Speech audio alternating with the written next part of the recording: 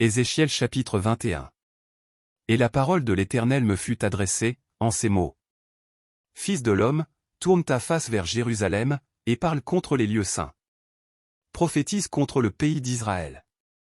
Tu diras au pays d'Israël, ainsi parle l'Éternel, voici, j'en veux à toi, je tirerai mon épée de son fourreau, et j'exterminerai du milieu de toi le juste et le méchant.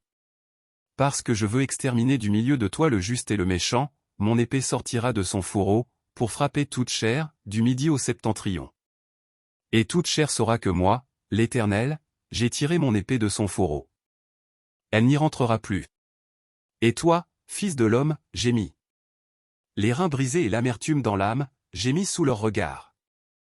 Et s'ils te disent, pourquoi gémis-tu? Tu répondras, parce qu'il arrive une nouvelle. Tous les cœurs s'alarmeront, toutes les mains deviendront faibles, tous les esprits seront abattus, tous les genoux se fondront en eau. Voici, elle arrive, elle est là.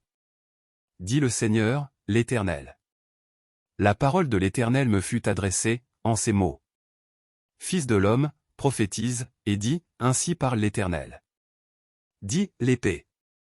L'épée. Elle est aiguisée, elle est polie.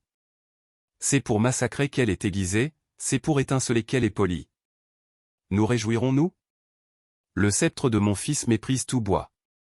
On l'a donné à polir, pour que la main la saisisse, elle est aiguisée, l'épée, elle est polie, pour armer la main de celui qui massacre. Crie et gémis, fils de l'homme.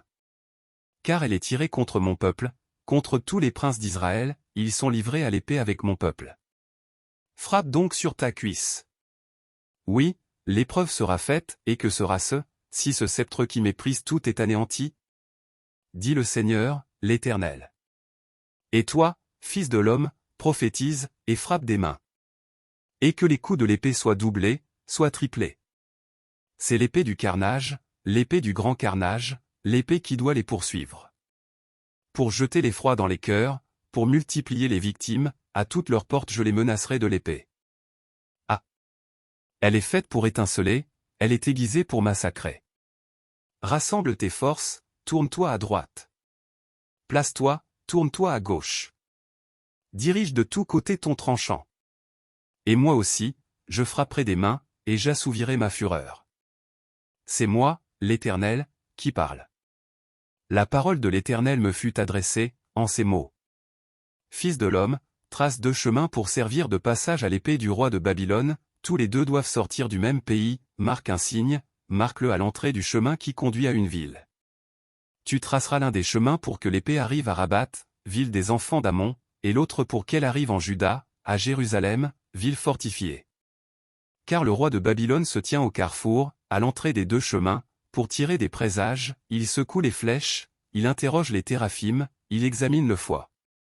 Le sort, qui est dans sa droite, désigne Jérusalem, où l'on devra dresser des béliers, commander le carnage, et pousser des cris de guerre, on dressera des béliers contre les portes, on élèvera des terrasses, on formera des retranchements. Ils ne voient là que de vaines divinations, eux qui ont fait des serments. Mais lui, il se souvient de leur iniquité, en sorte qu'ils seront pris.